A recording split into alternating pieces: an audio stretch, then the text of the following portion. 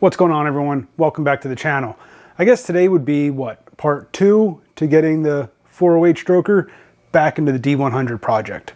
It's actually a 417 stroker, but everybody seems to know 408. So today's video, we'll be getting the Torqueflite A904 3-speed automatic mounted back up to the engine. Let's get started. So in the last video, you saw where I got the 408 stroker shoved between the frame rails of the D100. At that time, I was waiting on my new flex plate to arrive. So normally a 360, an LA360 engine is externally balanced.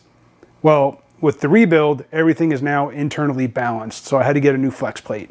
So that arrived. It's a B&M flex plate. So the first step is to get that mounted to the crank. But before I do that, I wanted to make my life a little bit easier. So before mounting the flex plate to the crank, I decided to mount the flex plate to the torque converter.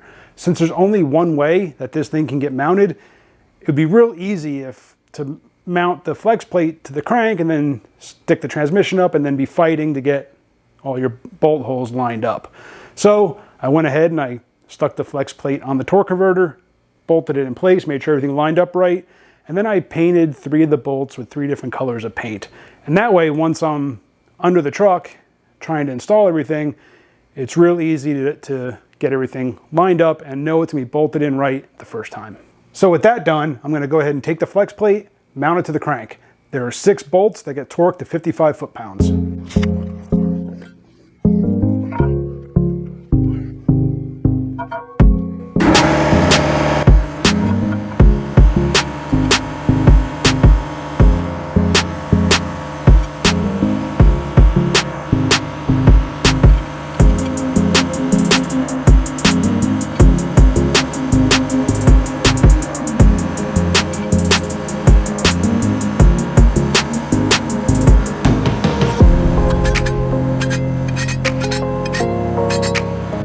Now that I've got the bolts snugged down, I'm going to go ahead and torque them. On the front of the engine, I put a socket on the main crank, on the pulley, on the main bolt, and I've got that connected to a breaker bar, which is resting against the frame rail.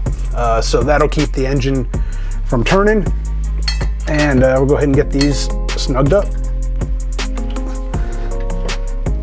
Of course, I put it on the wrong frame rail. Be right back. It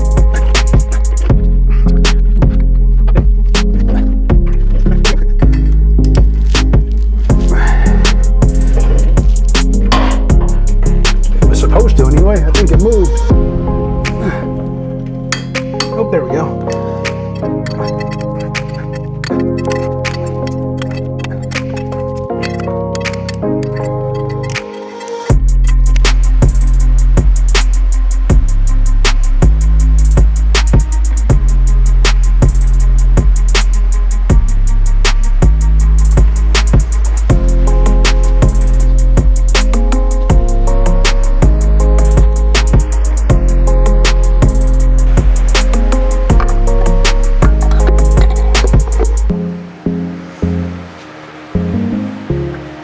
So after fighting with the torque converter for a while, I realized something wasn't right. I've never had that much trouble getting a torque converter on before. Decided to do a little research and realized I messed up. Live and learn. Expensive lesson, but live and learn. My 904 is a lockup version of the transmission. So I didn't realize that when I bought the torque converter. I bought a non-lockup torque converter. It will not mount. So, a few ways to tell the difference if you're working with one of these 904 transmissions. The first is part number. It's actually stamped on the driver's side right above the pan. You can look up the part number, and that will tell you what vehicles it came in. You can do a little bit more research and find out that this one is a lockup. Second way, if you have your transmission out, it's the input shaft. On a non-lockup 904, the splines on the input shaft actually come pretty much all the way to the end of the shaft. On a lockup model, they do not. Let me show you.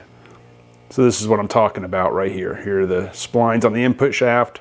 On a non-lockup, these splines will come out to just about the tip. On a lockup model like this, they don't.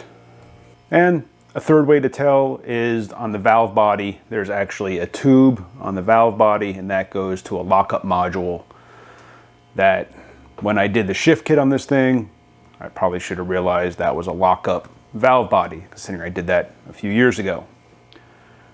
Again, live and learn. So I will be ordering the correct torque converter for this, and I'll continue in the next video. Hope you guys learned something. I know I did. Thanks for watching. Hit the subscribe, hit the bell, and we'll keep going later. See you later.